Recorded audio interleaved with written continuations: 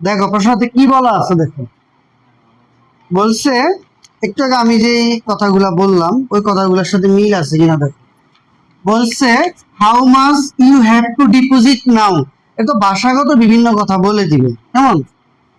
How much you have to deposit now, ঠিক আছে, কি পরিমাণ অর্থ তুমি এখন জমা করলে টু গেট, তুই পাবা 5 লক্ষ after 20 years from now. 20 years from, তো বলা আছে 20 years at 8% পার annum। মানে দেখো তুমি কোথায় আছো? এখানে আসছি না আমরা সবাই? আমরা তো নাওতে আছি, নাও নাও না, আমরা সবাই আছি নাও, এখানে আছি। তো দুই ভাবে কথা বলা হয়, প্রশ্নটা দুই ভাবে হয় সবসময়। একটা বলে দিবে যে যদি তুমি এখন থেকে 5 বছর পরে 5 লক্ষ টাকা পাও তাহলে আজকে তার মূল্য কত। কথা দেখো এখানেও ওই কথাই বলছে তারা। আচ্ছা এখানে তো, এখানে কি কোথাও বলছে যে ইয়ে কি বলে যে তুমি এখন টাকাটা পাবা? কবে পাবা? প্রেজেন্ট ভ্যালুতে সবসময় কি বলে দিবে, ফিউচার ভ্যালুতে কত পাবা সেটা বলে দিবে। তো তোমাকে বলছে তুমি এখন থেকে 20 ইয়ার্স, এখন থেকে 20 বছর পরে তুমি কত পাবা? 5 লক্ষ টাকা পাবা, তাই না? তাহলে এখন থেকে 20 বছর পরে তুমি যদি 5 লক্ষ টাকা পাও, এই যে কি বলা আছে, তাহলে এটা পেতে হলে তোমাকে আজকে কত জমা করতে হবে। এই যে প্রেজেন্ট ভ্যালুর কথা না বলে, প্রেজেন্ট ভ্যালু নির্ণয় করতে না বলে তোমাকে বলে দিছে আজকে কত জমা করতে হবে। কথা একই, একই। তুমি বুঝে নিবা যে তুমি এখন থেকে 20 বছর পরে টাকাটা পাবা, তাহলে বুঝে নিবা এটা ফিউচার ভ্যালুর কথা বলে দিচ্ছে। ফিউচারে আমি কত পাবো, তাহলে আমাকে প্রেজেন্ট ভ্যালু নির্ণয় করতে হবে। তাই বোঝা গেছে? তুমি এখানে চিন্তা করে দেখবা আমার অ্যামাউন্টটা কোথায় আছে, এখানে আছে না এখানে আছে। আমি তো এখানে আছি, আমি যেই মেথডেই যাব আমি এখানেই আছি, তাহলে আমি এখানে আছি। আর টাকাটা কোথায় আছে? 20 বছর পরে আছে।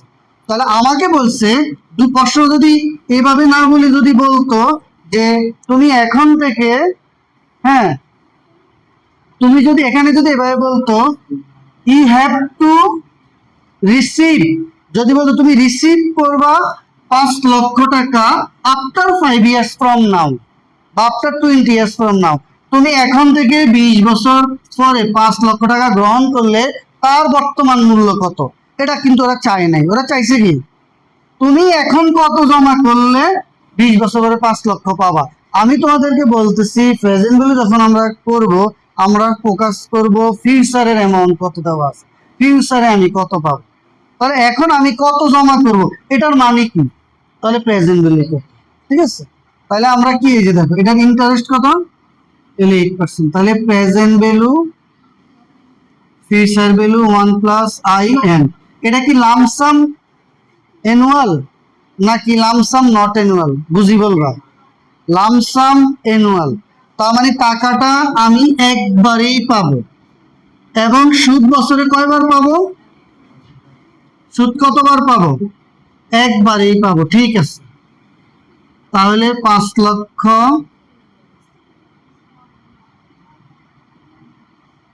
কত আসে দেখো, 1,07,274। এই গেল একটা। কেমন? ধরো এরপর আরেকটা ম্যাথ আছে এখানে, কি বলা আছে দেখো, এখানে বলা আছে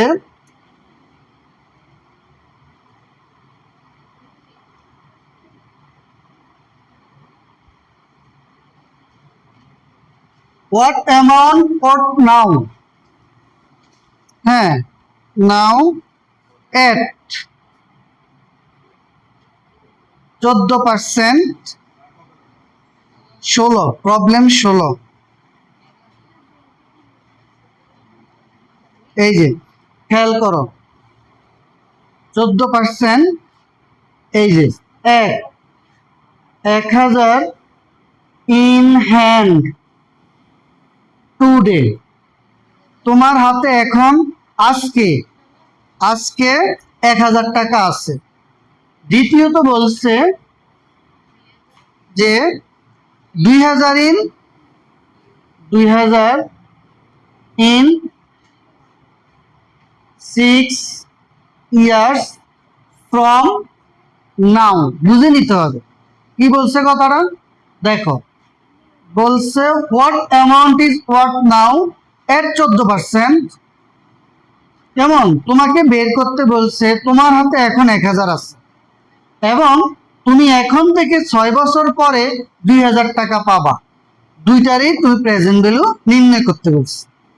ঠিক আছে, তুমিও আমাকে বলো আপনি প্রেজেন্ট ভ্যালু নির্ণয় করতে বলছে, এটা আপনি বুঝলেন কিভাবে?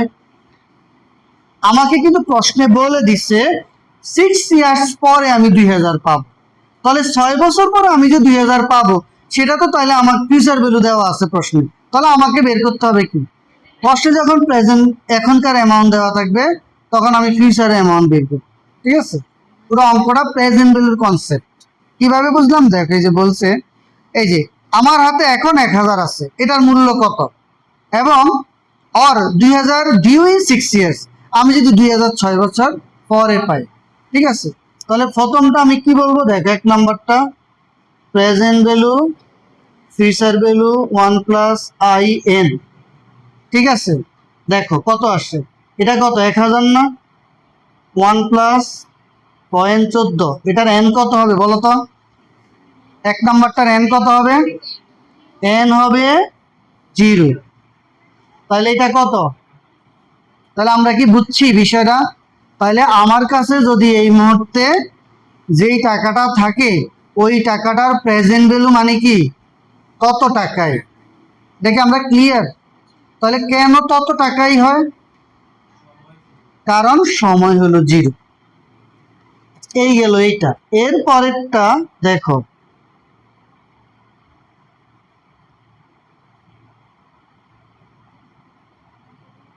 এই তো পরেরটা বলছে আমি যদি 6 বছর পর যদি 2000 পাই।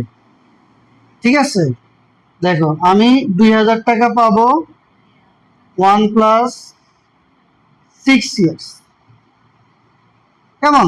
তাহলে কত হবে? 900। তাহলে আমাদের এই এই যে প্রেজেন্ট এবং ফিউচারের মধ্যে মূল মূল ফ্যাক্টরটা কি? টাইম। টাইম, বুঝাতে পারছি? তাহলে আমরা প্রেজেন্ট ভ্যালুর কনসেপ্টে অঙ্কটার মধ্যে আমরা এখানে বুঝলাম। ঠিক আছে, গেল এইটা।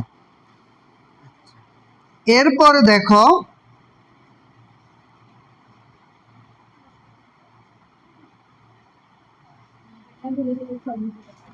দেখো আরেকটা অঙ্ক আছে 17 নম্বর, প্রবলেম 17। এটা আমরা শেষ অঙ্ক আর কি, এরপর আমরা করব। দেখো প্রবলেম 17তে একটা অঙ্ক আছে।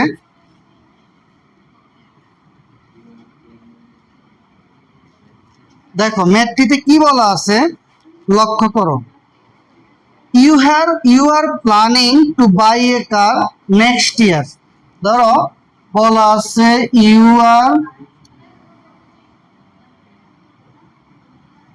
Planning to buy a car, তুমি নেক্সট ইয়ার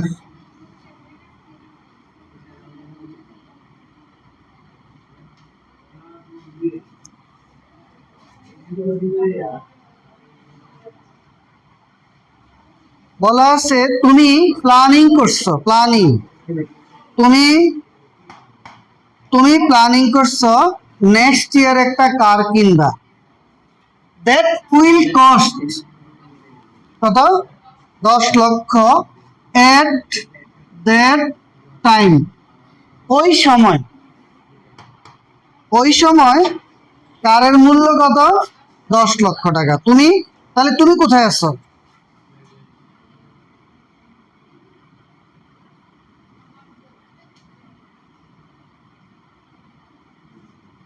তুমি এখানে আছো। ঠিক আছে, তুমি এখানে আছো, তুমি 1 ইয়ার তুমি একটা গাড়ি কিনতে চাও 10 লক্ষ টাকা দিয়ে। এই তো এট দ্যাট টাইম, ওই সময়। মানে তুমি এখানে চিন্তা করি বলতেছো যে তুমি একটা গাড়ি কিনবা 1 বছর পরে, ওই সময় গাড়িটার মূল্য হবে কত? 10 লক্ষ টাকা। If interest rate 8%, 18%। তার মানে এই ইন্টারেস্ট রেটটা এখানে কেন আসলো? তার মানে তুমি এখন কিছু টাকা ব্যাংকে রাখবা, রাখার ফলে ওই ব্যাংক তোমাকে 18% সুদ দিবে, ওই দুইটা মিলাই তোমার 10 লক্ষ টাকা তুমি পাবা। ঠিক আছে? আচ্ছা, how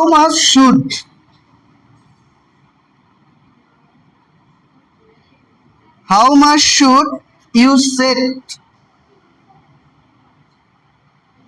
aside and to deposit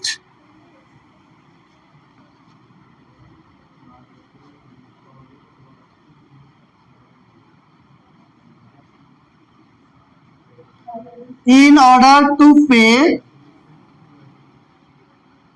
for the car purchase? কি বলা আছে বুঝো? বলছে you are planning to buy a car next year, তুমি পরবর্তী বছরে একটা কার কেনার চিন্তা করছো, প্ল্যান করছো। দ্যাট উইল কস্ট 10 লক্ষ এট দ্যাট টাইম, ওই সময়ে কারের মূল্য কত হবে? 10 লক্ষ। It interested 18%, how much should you aside now deposit in the bank? তুমি ব্যাংকে কত জমা করবা, করলে ব্যাংক তোমাকে 18% সুদ দিবে, ওই দুইটা মিলাই 10 লাখ টাকা তুমি পাবা। তুমি আমার একটা প্রশ্ন করতে পারো, স্যার এটা ফিউচার ভ্যালু হইতে পারে, ঠিক না? তুমি আমার বলতে পারো না এটা তো অন্যটা হইতে পারে, আমি 10 লাখ টাকা ব্যাংকে জমা রাখবো, রাখার পরে আমি গাড়ি কিনবো। এই কথা কিন্তু ওরা বলে নাই, গাড়িটার মূল্য বলে দিছে 10 লক্ষ, কবে হবে? হ্যাঁ, তাইলে আমার এখানে কিছু অ্যামাউন্ট আমি জমাবো, জমালে 18% আমাকে সুদ দিবে, এই দুইটা মিলাই তখন 10 লাখ হবে।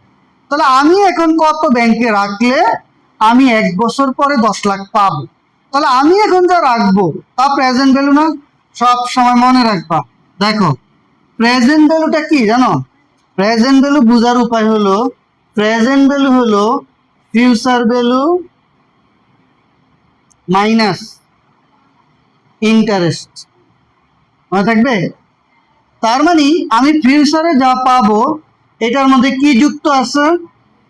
এটার মধ্যে প্রেজেন্ট ভ্যালুও আছে, এটার মধ্যে ইন্টারেস্ট মিলাইয়ে ফিউচার ভ্যালু। ঠিক আছে? মনে থাকবে কথাটা? তাইলে তুমি আমাকে বলতে পারো যে এটাকে আপনি প্রেজেন্ট ভ্যালু ধরলেন কিভাবে? আমি তো বুঝি না। আমি এভাবে ধরছি, আমি গাড়ি কিনবো 1 বছর পরে, আমার অঙ্কে ফিউচার ভ্যালুর অ্যামাউন্ট দেওয়া আছে, তাহলে ফিউচার ভ্যালুর অ্যামাউন্ট তো দেওয়াই আছে। আমি এখানে বসে চিন্তা করছি 1 বছর পরে গাড়ি কিনবো আমি 10 লাখ দিয়ে, আমার তো 1 বছর পরে 10 লাখ ফিউচারের অ্যামাউন্ট তো দেওয়াই আছে। তাহলে আমি এখন চিন্তা করব আমি এখন কত জমা করব, করলে আমি 10 লাখ মিলবে। তুমি আমাকে বলো এখানে 18%-এর মানিটা কি অঙ্কটাতে?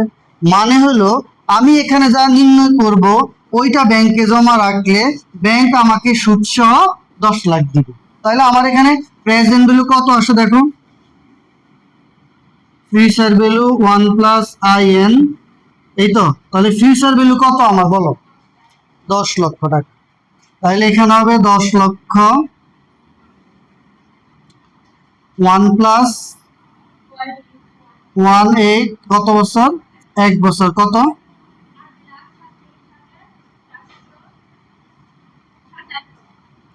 তার মানে 8,47,457। আমি যদি এই মুহূর্তে আমি যদি 8,47,457 টাকা ব্যাংকে আমি জমা রাখি, তাহলে ব্যাংক আমাকে 18% সুদ সহ আমাকে 10 লক্ষ টাকা 1 বছর পর দিবে। তাহলে আমি তোমাকে বলছি প্রেজেন্ট ভ্যালু মানে ফিউচার ভ্যালু মাইনাস ইন্টারেস্ট। তাহলে ফিউচারের অ্যামাউন্ট তো আমাকে দিয়ে দিছে, তাহলে আমি বের করতে হবে কি? Present value. তুমি কিভাবে বুঝবা কোন অঙ্কের মধ্যে তুমি প্রেজেন্ট ভ্যালু নির্ণয় করতে হবে? তাহলে প্রেজেন্ট ভ্যালু লামসাম মানে হলো আগে দেখবা টাকাটা কি একবারে গ্রহণ করবা কিনা, এগুলো এক। দ্বিতীয়ত দেখবা টাকাটা কি এখনকার অ্যামাউন্ট দেওয়া আছে নাকি ভবিষ্যতের অ্যামাউন্ট দেওয়া আছে। ভবিষ্যতের অ্যামাউন্ট দেওয়া থাকা মানে এটা কখনো ফিউচার ভ্যালু হবে না, ফিউচারের অ্যামাউন্ট তো দেওয়াই আছে। তাহলে আমরা কি বুঝতে পারছি বিষয়টা? তাহলে আমি 8,47,457 টাকা ব্যাংকে জমা রাখলে আমি 1 বছর পরে 10 লক্ষ টাকা দিয়ে গাড়িটা কিনতে পারবো। এর মাঝখানে যে পার্থক্যটা, কেমন, এই অংশটা ব্যাংক আমাকে সুদ দিবে। তাইলে এটাকে বলা হয় প্রেজেন্ট ভ্যালু, লামসাম। ঠিক আছে, ক্লিয়ার নি বলো? ব্যাংক আবার এই টাকাটা 1 বছর রেখে ব্যাংক আবার বিভিন্ন মানুষকে লোন দিবে। লোন দিয়ে ব্যাংক আমাকে ব্যাংক সুদ দিচ্ছে কত, 18% না? ব্যাংক আবার মানুষ থেকে সুদ নিবে 20-25%। তাহলে মাঝখানে ব্যাংকের লাভ হলো 5-7%, এটাই ব্যাংকের লাভ।